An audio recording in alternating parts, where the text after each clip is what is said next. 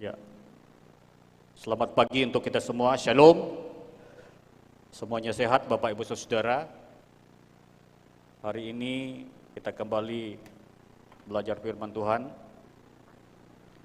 Tanggal 3 Mei 2020. Saudara, semua rancangan, semua program, baik gereja bahkan siapa saja, sepertinya tidak jalan di tahun 2020. Semuanya depending. Yang menikah depending. Semua program, kegiatan, bahkan apapun yang dikerjakan, semuanya seperti ini tidak jalan.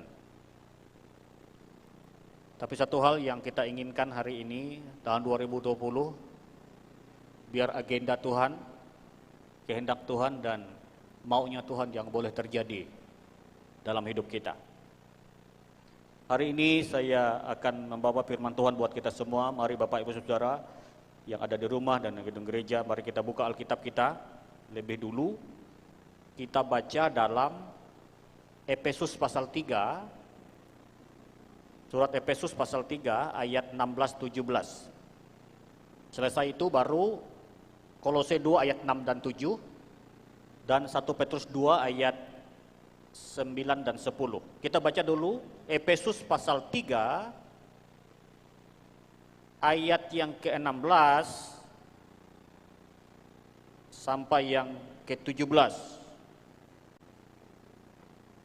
Efesus pasal yang ke-3 ayat yang ke-16 sampai yang ke-17. Kita membaca dua ayat secara bersama-sama, nanti lanjut Kolose 2 ayat 6 dan 7, 1 Petrus 2 ayat 9 dan 10. Ada 3 kitab yang akan kita baca hari ini. Saya mencoba membahas ini untuk kita semua supaya saudara-saudara semua kita boleh memahami dan mengerti apa mau Tuhan dalam hidup kita. Apa yang akan kita kerjakan, apa yang harus kita lakukan hari-hari ke depan. Bahkan perjalanan hidup kita selanjutnya. Kita baca sama-sama saudara-saudara dalam Efesus pasal 3 ayat 16 sampai 17. Demikian kata Alkitab, "Aku berdoa supaya Ia menurut kekayaan kemuliaannya menguatkan dan meneguhkan kamu oleh rohnya di dalam batinmu, sehingga oleh imanmu Kristus diam di dalam hatimu dan kamu berakar serta berdasar di dalam kasih." Kolose pasal 2 ayat yang ke-6 dan 7. Kolose pasal 2 ayat 6 dan 7. Kolose pasal 2 ayat 6 dan 7, mari kita baca sama-sama 1 2 3.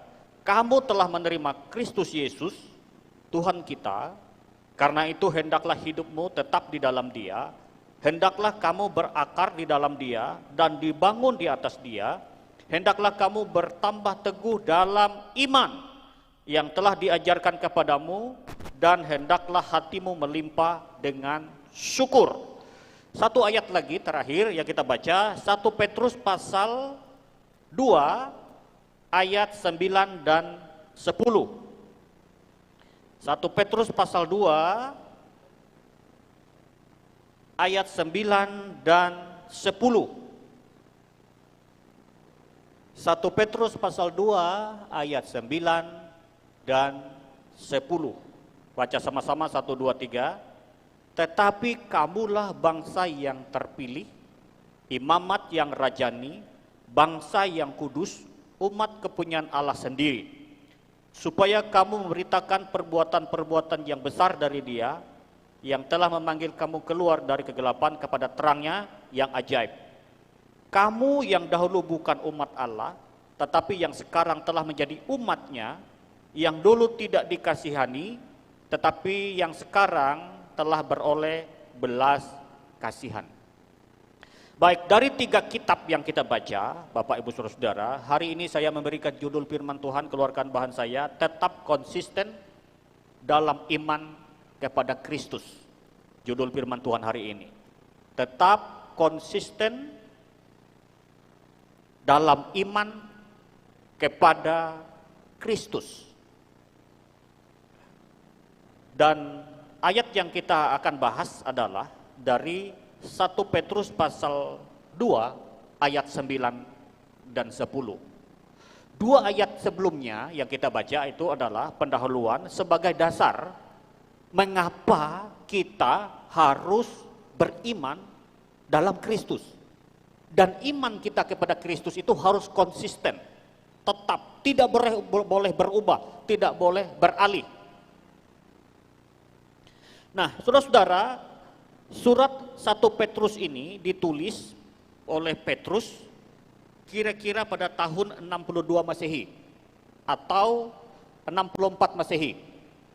Pada masa pemerintahan yang lalim yaitu Kaisar Nero, tahun 54 sampai 68 Masehi. Nah, tujuan surat 1 Petrus ini, saudara-saudara, untuk jemaat yang ada di wilayah Asia Kecil, bagian utara, yang dimana di bawah kekaisaran Romawi.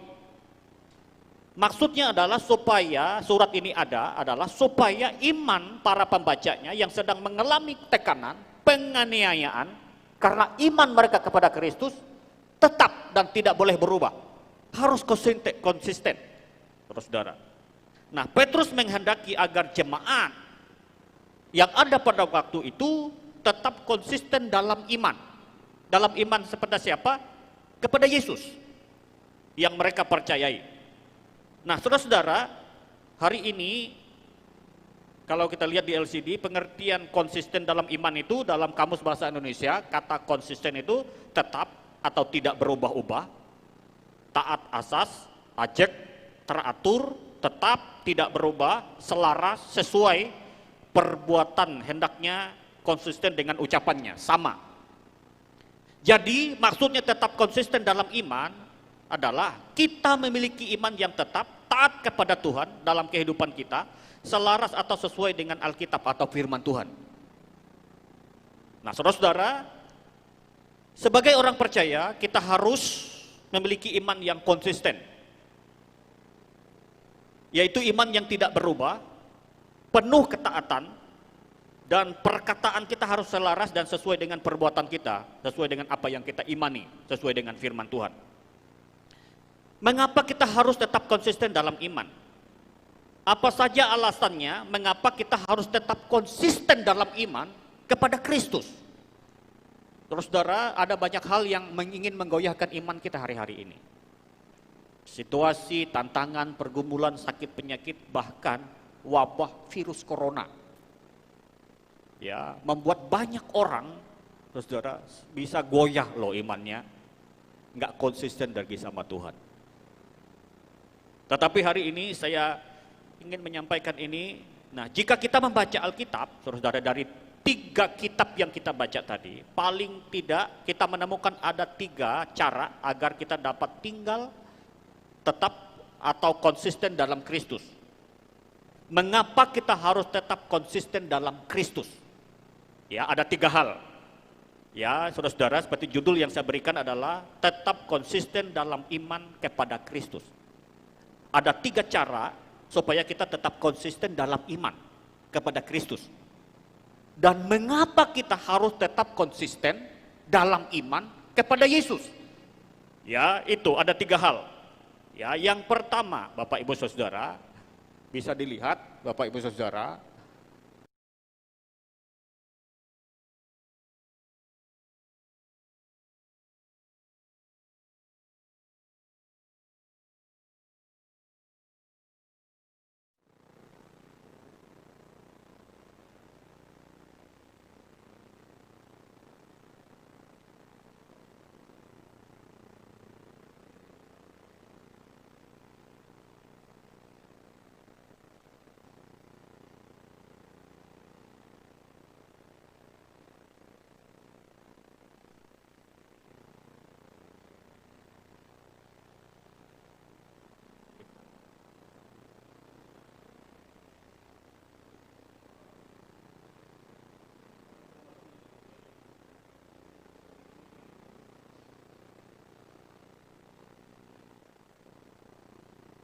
cek, 1, 2, cek.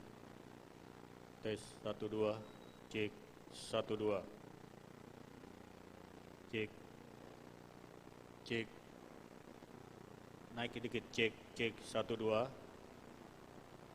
Ya, Bapak Ibu Saudara, mohon maaf karena listrik tiba-tiba mati.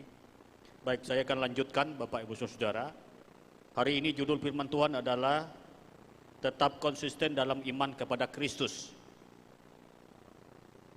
Dari ayat-ayat yang kita baca, Bapak Ibu Saudara, mengapa kita harus tetap konsisten dalam iman? Dan apa saja alasan kita harus tetap konsisten dalam iman? Jika kita membaca 3 pasal yang kita baca tadi, paling tidak ada 3 hal kita temukan cara bagaimana agar kita tetap konsisten atau tetap di dalam Kristus. Pertanyaan kedua, mengapa kita harus tetap konsisten dalam Kristus? Ini yang penting yang harus kita jawab, yang harus kita ketahui, yang harus kita mengerti melalui ayat Alkitab yang kita boleh baca hari ini. Yang pertama, ada 3 hal yang kita harus tahu mengapa kita harus tetap konsisten kepada Kristus dalam iman. Yang pertama, saudara-saudara, saya sudah buat bahannya adalah karena kasih-Nya besar. Yohanes 3 ayat 16 berkata, karena kasih Bapa terhadap kita, sehingga Ia mengutus atau mengaruniakan anaknya yang tunggal yaitu Yesus Kristus. Supaya setiap orang yang percaya kepada Allah dalam nama Yesus tidak binasa, tapi beroleh hidup yang kekal. Dan tidak sampai di situ kasih Bapa kepada kita, Alkitab berkata Dia mencari dan menyelamatkan yang hilang. Dan Dia rela mati ganti kita di kayu salib. Ya, beberapa minggu yang lalu kita merayakan Paskah dan beberapa minggu lagi kita memperingati hari kenaikan Yesus ke surga. Saudara-saudara, ini yang harus menjadi dasar, ini yang harus menjadi sebuah kekuatan bagi kita supaya kita tetap konsisten di dalam Tuhan. Karena kasih-Nya besar. Seberapa besar kasih Allah? Yaitu sebesar pengorbanannya. Di mana Dia mati menggantikan kita yang berdosa di kayu salib. Kita yang harus binasa, Tuhan Yesus ganti kita, menanggung segala dosa dan pelanggaran kita. Dia yang benar rela jadi terkutuk karena kita. Bahkan Alkitab berkata, Dia yang tidak salah dibuat bersalah karena kita. Itulah alasan yang pertama, Bapak Ibu Saudara, mengapa kita harus tetap konsisten dalam iman, dalam Yesus. Ya, iman kita harus tetap, tidak boleh berubah. Iman kita tidak boleh beralih karena situasi, karena kondisi, karena masalah, karena pergumulan. Mari tetap konsisten, tetap setia, ya, tetap berada dalam Tuhan, apapun yang terjadi. Dan saya percaya saudara-saudara, kalau ini kita pahami, maka saya percaya saudara, apapun yang terjadi karena Allah telah mengasihi kita. Jadi yang pertama, mengapa kita harus tetap konsisten dalam iman kepada Kristus? Karena kasih-Nya besar. Ya saudara-saudara, kasih-Nya besar. Seberapa besar kasih Allah itu? Alkitab berkata, tidak ada kasih yang berani memberikan nyawanya buat orang yang salah. Bahkan yang tidak dia kenal. Kalau ada orang yang mau mati buat saudaranya, buat keluarganya, artinya masuk akal.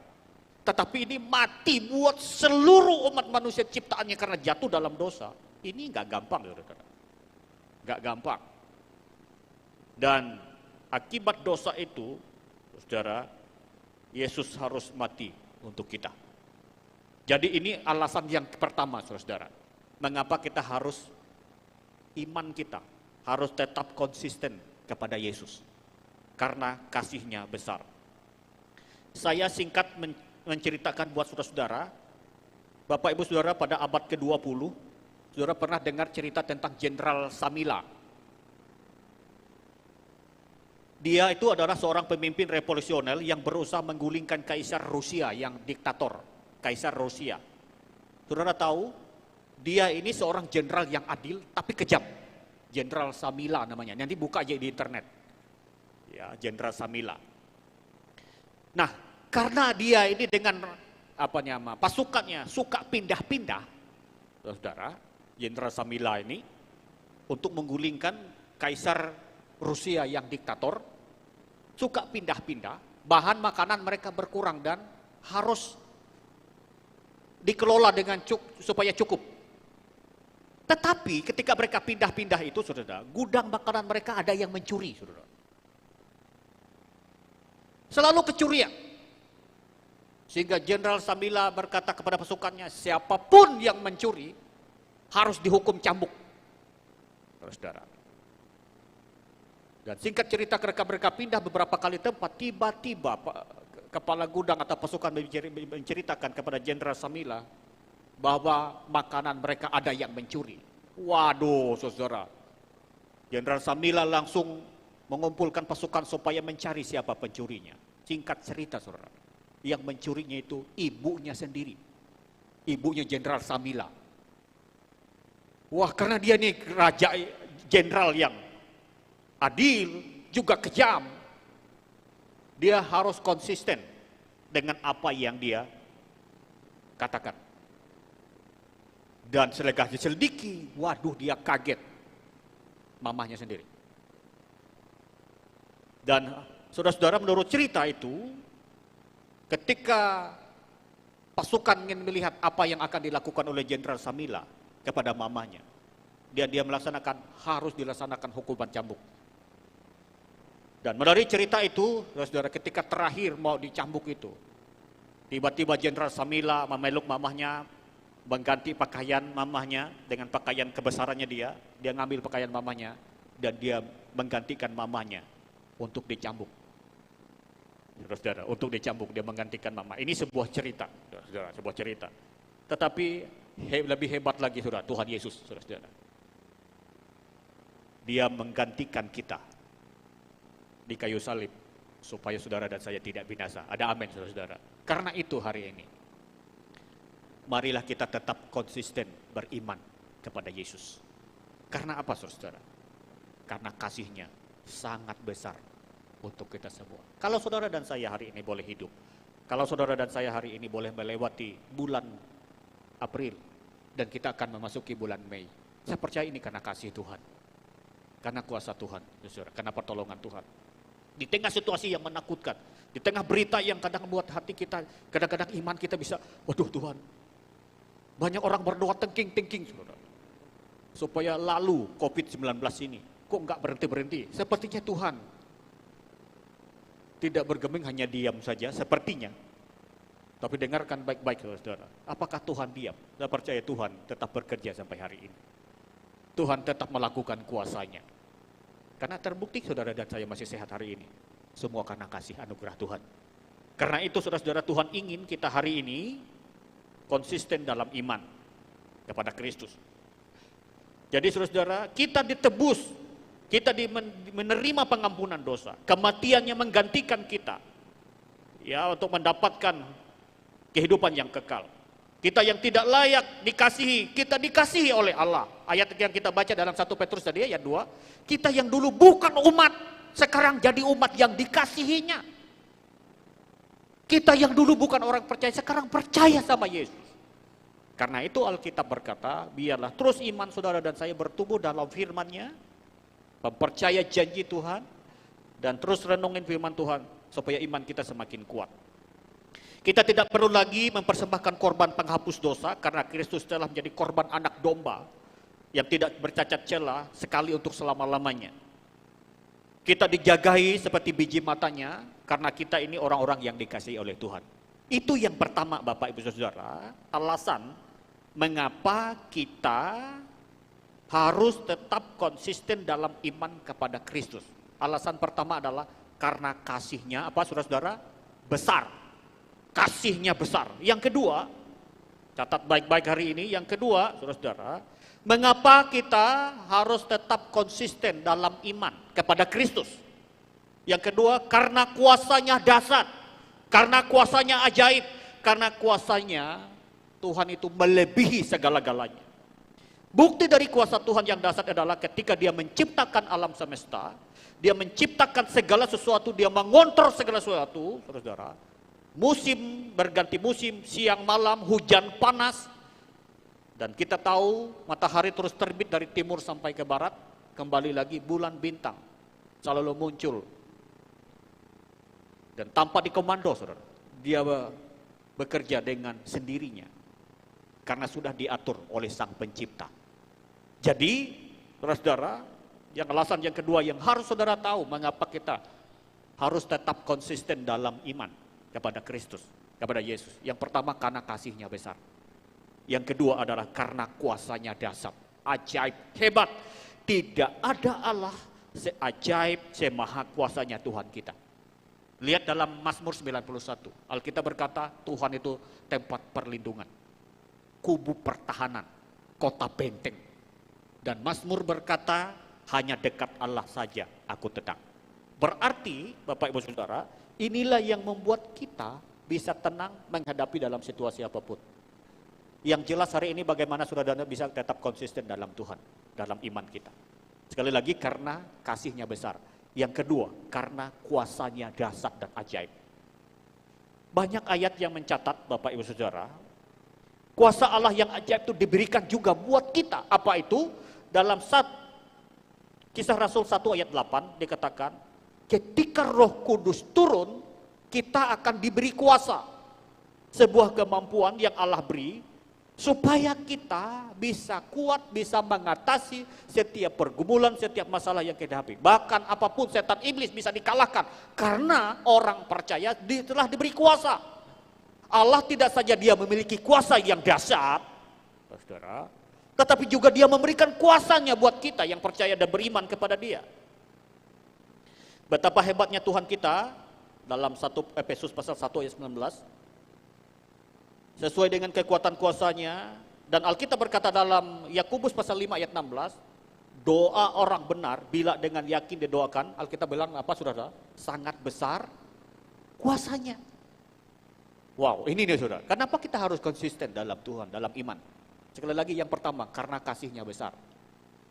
Yang kedua, saudara, karena kuasanya dahsyat dan ajaib. Saya percaya saudara, kuasa Tuhan akan semakin dahsyat, semakin luar biasa terjadi hari-hari ini.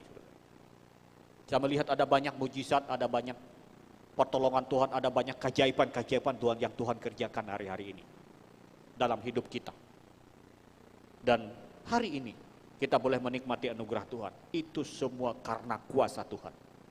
Karena kuasa Tuhan, kalau enggak ada Tuhan yang berkuasa di dunia ini, sudah hancur saudara. Sudah hancur dunia ini. Kalau tidak ada kontrol Tuhan, tidak ada dalam pengendalian Allah, hancur. Tetapi karena ada kuasa Tuhan yang bekerja, maka kita sebagai orang yang beriman kepada Yesus, karena dia berkuasa dan memberikan kuasa itu buat kita, supaya kita kuat, supaya kita bisa mengatasi tiap pergumulan, ketakutan kita, kekalutan kita, kekhawatiran kita. Dan Tuhan ingin kita hidup dalam kuasa itu. Ya, ketika Yesus naik ke surga nanti tanggal berapa? 21 ya. 21 Mei, 10 hari kemudian hari Pentakosta. Ya, Tuhan memberikan kuasa Roh Kudus kepada orang beriman, pada orang-orang percaya.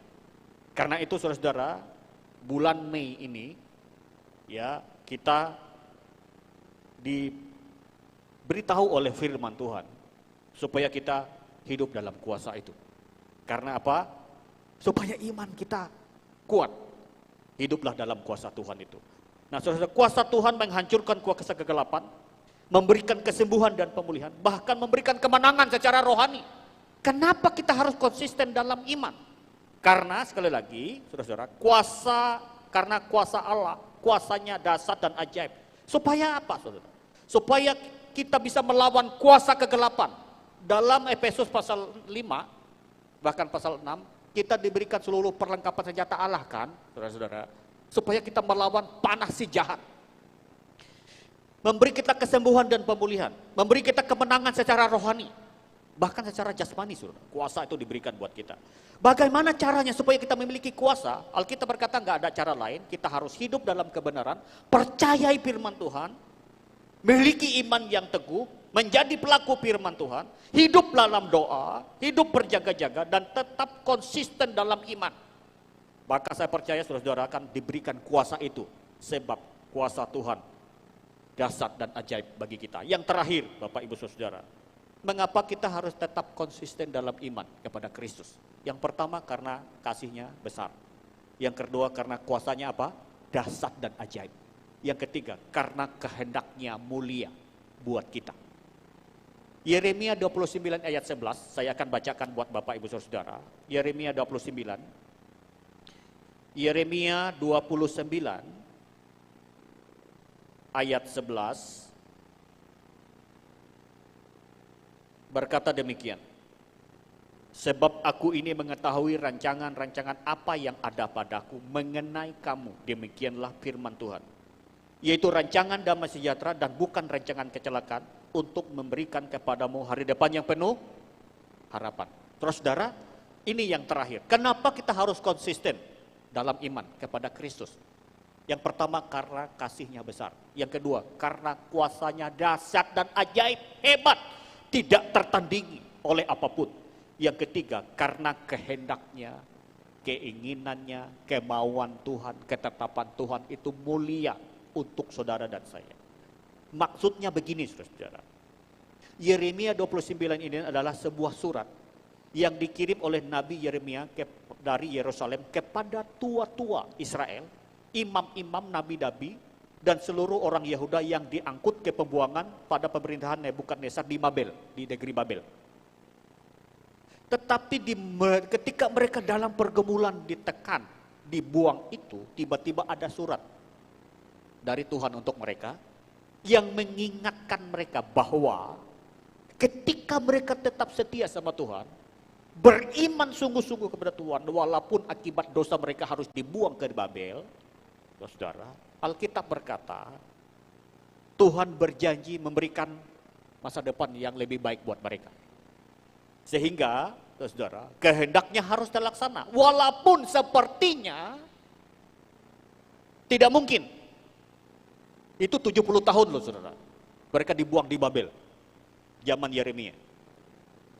Dan saya percaya saudara seperti yang saya sampaikan tadi, Bapak Ibu Saudara, semua agenda gereja, pemerintah, pengusaha, siapapun, bahkan orang yang menikah, sepertinya tertunda dan gagal tahun 2020.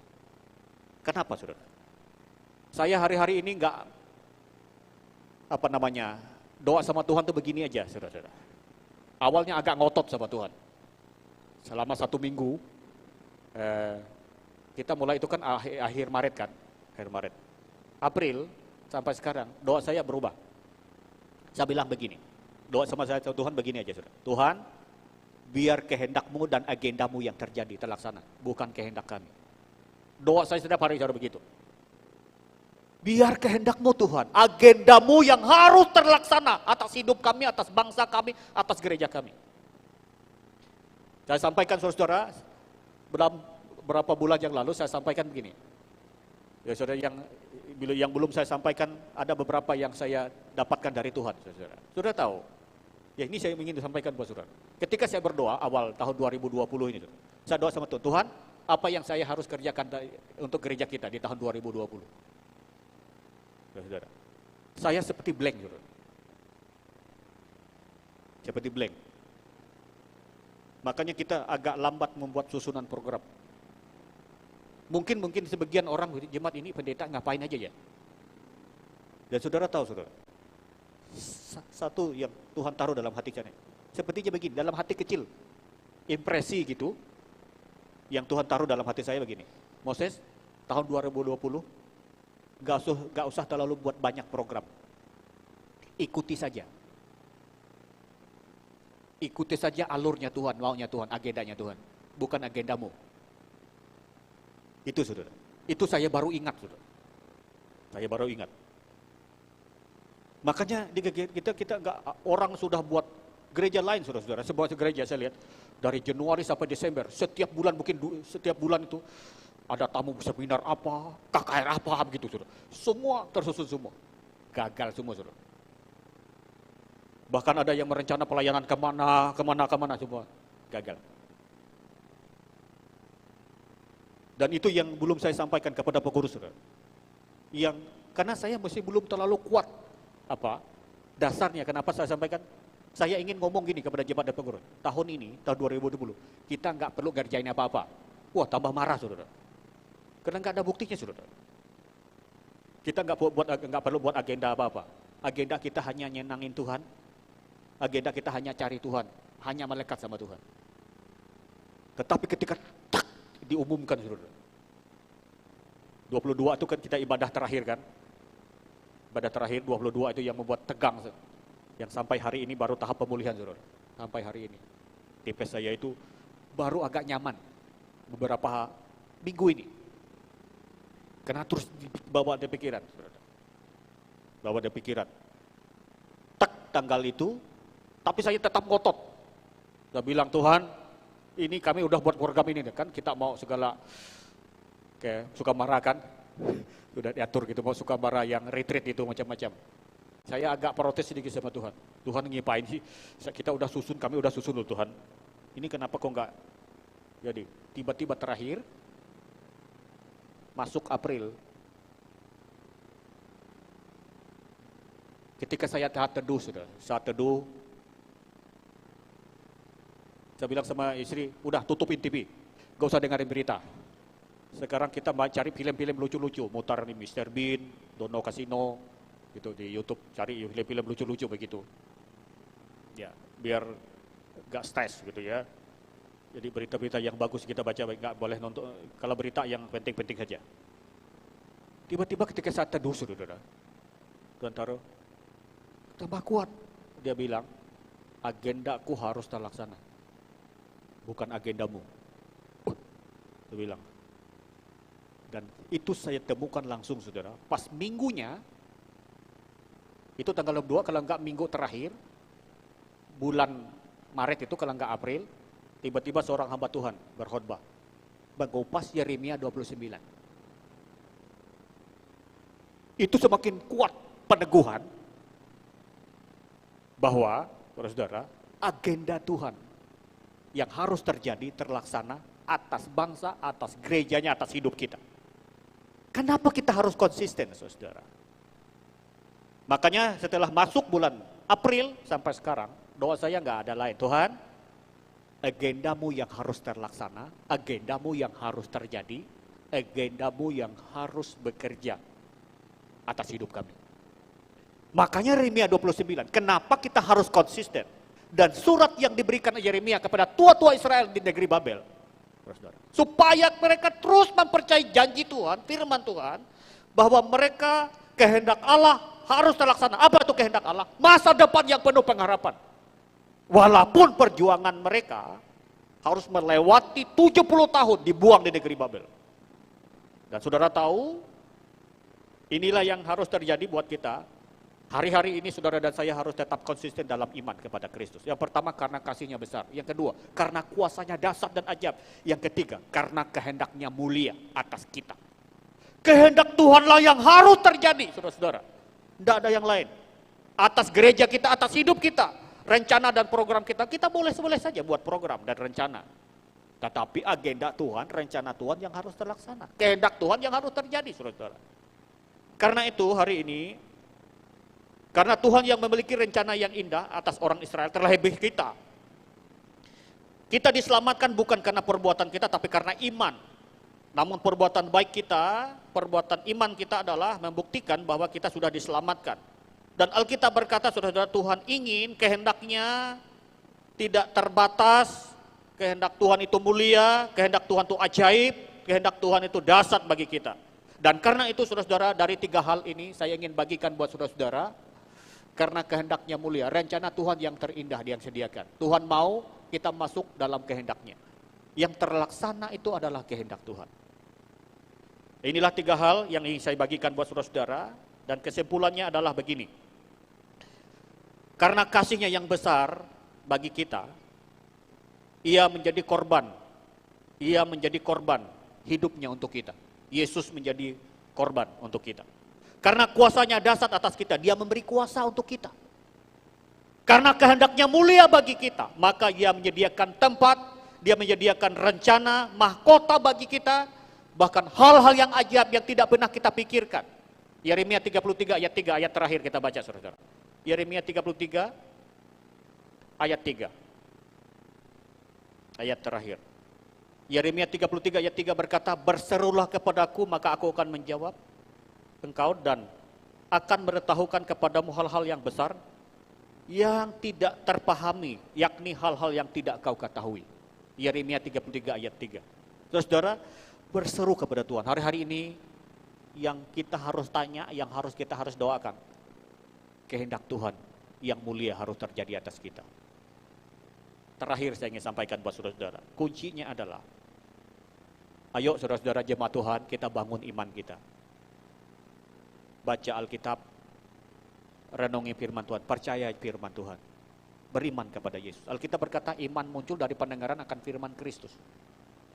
Boleh saja saudara dengarin berita sebagai informasi buat kita. Tapi jangan berita, tapi kadang-kala berita itu bisa mengganggu iman kita, pikiran kita. Hari-hari ini kita harus banyak baca Alkitab. Merenungin firman Tuhan. Kami sekeluarga hari ini sampai Mazmur 112. Karena setiap hari kami jam 7, kadang-kadang jam 8, terakhir kadang jam 9 sesuai situasinya, doa 1 jam di rumah. Nyembah Tuhan 1-2 lagu, kami naikkan doa syafaat. Dan itu kami rasakan pemeliharaan Tuhan yang luar biasa.